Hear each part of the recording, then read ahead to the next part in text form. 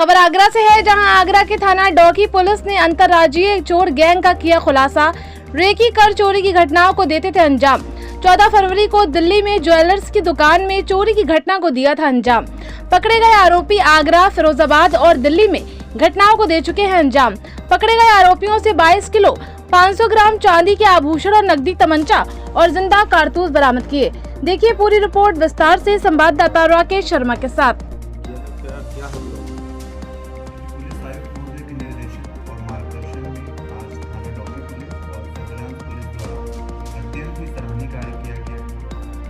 अभियुक्तों को गिरफ्तार करके जेल भेजा जा रहा है।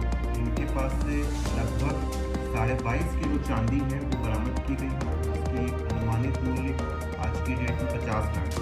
इन 6 अभियुक्तों को गिरफ्तार करके जेल भेजा जा रहा है। उनका नाम धर्मवीर, मनोज, सतवीर, मेघराज, रामवीर और अनिल यादव। ये एक अंतर जनपदीय और एक अंतर्राज्यीय गैंग है। इनका आपराधिक इतिहास खंगाला गया है। तो ये लोग जो चोरी की घटना है वो आगरा, फिरोजाबाद और अंतर राज्य यानी दूसरे राज्यों में भी करते आए।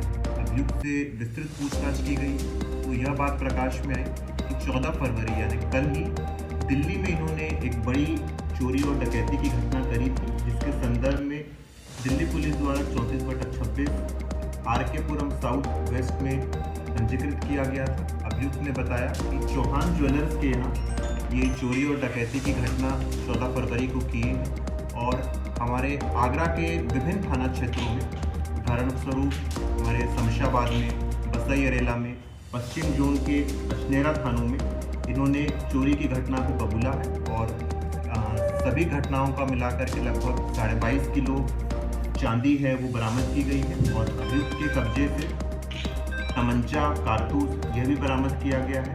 जो सफ़ेद धातु या चांदी बरामद की गई है, इसमें अंगूठी, छोटे छोटे कान के इयररिंग्स है, पेच है, शिवलिंग, मछली, बिछिया, पाइजप, यह सब बरामद किया गया है।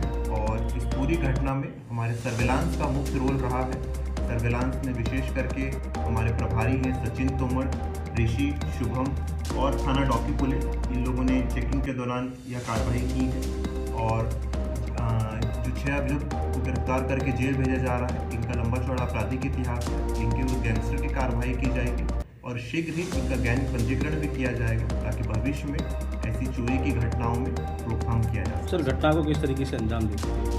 देखिए, जैसे कि हमने बताया है, ये लोग विभिन्न थाना क्षेत्रों में और विभिन्न राज्यों में कार्रवाई करते थे। यदि दिल्ली की बात की जाए तो इसमें जो अभियुक्त है मेघराज, वो पहले दिल्ली में काम करता था और उसने यह दिल्ली के चौहान ज्वेलर्स जहाँ चोरी या डकैती की घटना हुई है वहाँ पर इसने रेकी करी थी और रेकी करने के पश्चात इसने यह दिल्ली की जो घटना है वो की थी। और अन्य घटनाओं के बारे में यदि कहा जाए तो इसमें 2 अभियुक्त हैं, वो हमारे बहापीनहाट क्षेत्र के रहने वाले हैं और 4 अभियुक्त हैं फिरोजाबाद के रहने वाले हैं। तो इन लोगों ने लोकल मुखबिरी के आधार पर लोकल इंटेलिजेंस पहले कलेक्शन किया है, रेकी करी है। उसके बाद हमारी बसई अरेला है, शमशाबाद है, अछनेरा है, उन घटनाओं को अंजाम दिया। सर, ये जो आरोपी हैं अलग अलग जिले के रहने वाले हैं, तो इनकी आपस में मुलाकात कैसे हुई, गैंग कैसे हुई? देखिए, अभी तक अभियुक्तों ने यह बात बताया है कि क्योंकि ये पूर्व में पहले विभिन्न थाना क्षेत्रों से जेल गए हुए थे, तो इनकी तारीख यहाँ पर आगरा में और दूसरे जनपद में उदाहरण के रूप में फिरोजाबाद में भी लगती थी और सभी लोगों की मुलाकात